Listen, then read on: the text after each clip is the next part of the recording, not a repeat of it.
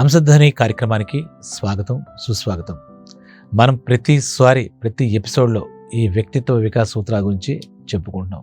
ఇది వినడానికి కొంచెం కఠినంగా ఉన్నా అవి మనం ఆచరించి మన క్యారెక్టర్ని డెవలప్ చేసుకుంటే చాలా బ్యూటిఫుల్గా ఉంటుంది. లైఫే బ్యూటిఫుల్గా ఉంటుంది. మన వల్ల ప్రపంచానికి కూడా ఎంతో కొంత ఉపయోగపడుతుంది. నేను పర్టికులర్గా నాకేదో స్వలాపేక్షతో కాకుండా సదుద్దేశంతో సామాజిక బాధ్యతగా ఫీల్ అయ్యి ఈ వ్యక్తిత్వ వికాస నిర్మాణం గురించి నాకు తెలిసిన విషయాలు మీ అందరితో పంచుకుంటున్నాను. సరే, ఇక విషయానికి వస్తే ఇవాళ నేను చెప్పే విషయం ఏంటంటే చాలా ఆశ్చర్యంగా ఉంటుంది. నువ్వు చాలా అదృష్టవంతుడివి. చాలామంది నా దగ్గరకు వచ్చి ఇలాగే మాట్లాడుతూ క్లాస్కి చెప్తున్నారు, నాకు చాలా దురదృష్టం వెంటాడుతుందండి, నేను చాలా దురదృష్టవంతుడండి, ఏమీ అనుకున్నది అవ్వట్లేదండి. అంటే దురదృష్టం అంటే ఏంటి, అదృష్టం అంటే ఏంటి, నాకు ముందు అది చెప్పండి.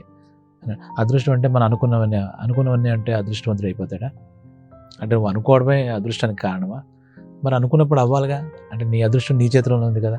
అంటే నేను సరదాగా చెప్పాను, కాదు మాస్టరు, అదృష్టం మరి పుట్టాలి, లేదా పూర్వజన్మ, ఇవన్నీ అక్కర్లేని మాటలు. నువ్వు చాలా అదృష్టవంతుడు. నీ అదృష్టం నీకు తెలియట్లేదు అంతే. ఇప్పుడు ఆంజనేయ స్వామికి ఏదో ఆయన గొప్పతనం ఎవరో పక్క వాళ్ళు చెప్పాలట. అలాగే నేను కూడా మీకు చెప్పేదంటే ప్రతి ఒక్కడు భూమి మీద మనిషిగా జన్మనెత్తిన ప్రతి ఒక్కడు అదృష్టవంతుడు నా దృష్టిలో. అందులోనూ నీకు అన్నీ ఉన్నాయి. ఇప్పుడు చాలామంది వికలాంగులతో పోల్చుకో, అంటే ఇప్పుడు ఫిజికల్లీ ఛాలెంజ్డ్ అంటాం మనం, వాళ్ళతో పోల్చుకో. ఓ గుడ్డివాడు, వాడు దురదృష్టవంతుడు అంటే నేను ఒప్పుకుంటా. ఒక కుంటివాడు, ఏ పని చేయలేడు. అంటే ఇలాగ నీకు అన్ని అవకరాలు లేవు. నీ శుభ్రంగా ఆరోగ్యంగా ఉన్నావు, నీకు పూర్తి ఆరోగ్యంగా ఉన్నావు, పూర్తిగా నీకు సపోర్ట్ 3 పూట్ల తిండి దొరుకుతుంది. నువ్వు అనుకున్నది అవ్వట్లేదంటే నువ్వు అనుకున్న దాంట్లోనే తేడా ఉండాలి. లేదంటే నువ్వు అనుకున్న దాని వైపు నువ్వు లక్ష్యం వైపు వెళ్ళకపోవాలి తప్పితే. నేను చెప్పే మాట అంటే ఇవాళ నా చెప్పబోయే పాఠం, నువ్వు చాలా అదృష్టవంతుడివి. ముందు ఆ విషయాన్ని నువ్వు ఇంజెస్ట్ చేసుకో. ఎందుకు అదృష్టవంతుడివి? నీ వెనకాల ఎవరికి, కొంతమందికి ఏదో రేషన్ కార్డు లాగో లేదంటే ఏదో ఈ పథకం లాగా కాదు ఇది. భగవంతుడు ఎవరిని తక్కువ ఎక్కువగా చూడండి. ఆయన ఈ సృష్టిలో అందరూ ఆయనకు సమానమే. భగవంతుని మనం నమ్మితే అది విషయం. ఆ భగవంతుడు కూడా నమ్ముకోకపోయినా నువ్వు అదృష్టవంతుడివే. నీ అదృష్టం గురించి నీకు తెలిసిపోవడమే నీకున్న పెద్ద ప్రమాదం. దానివల్ల ప్రతి నిమిషం నువ్వేమనుకుంటున్నావు, నేను దురదృష్టవంతుడు, ఈ జపం చేయడంతో నువ్వు సరిపోతుంది. నీ కాళ్ళు చేతిలో ఉన్నాయి, నీకు ఆలోచించడానికి బుద్ధి ఉంది, మానసికంగా బాగున్నావు, శారీరకంగా బాగున్నావు. నీకు వచ్చిన ఇబ్బంది ఏముంది? ఇంకా నీకు ఇబ్బంది ఏముంది నీకు? దానివల్ల నువ్వు చాలా అదృష్టవంతుడు. ఆ విషయాన్ని నువ్వు ఏ క్షణం మర్చిపోకు. నువ్వు ఆ అదృష్టాన్ని నువ్వు వినియోగించుకోవాలంటే కనపడదు, కొన్ని కనపడవు. అదృష్టము కనపడదు, దురదృష్టము కనపడదు, దరిద్రము కనపడదు.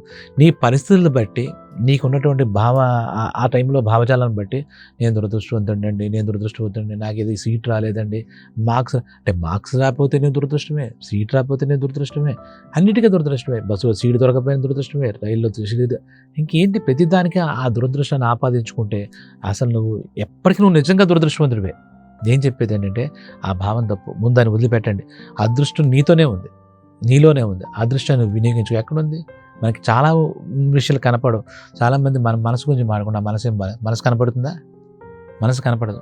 అలాగే కొన్ని కనపడవు, కానీ అవే మన జీవితంలో ముందుకు తీసుకెళ్తాయి. అలాగే అదృష్టం నీకు దొరికిన అవకాశాన్ని సద్వినియోగం చేసుకుని సమయానుకూలంగా ఆ సమయంలో సద్వినియోగం చేసుకుంటే నువ్వు నిజంగా అదృష్టవంతుడివే. నువ్వు వదిలిపెట్టేసి పడుకోను, కృషి చేయకుండాను అదృష్టం ఉంటుంది, కానీ నువ్వు అందుకోవాలిగా.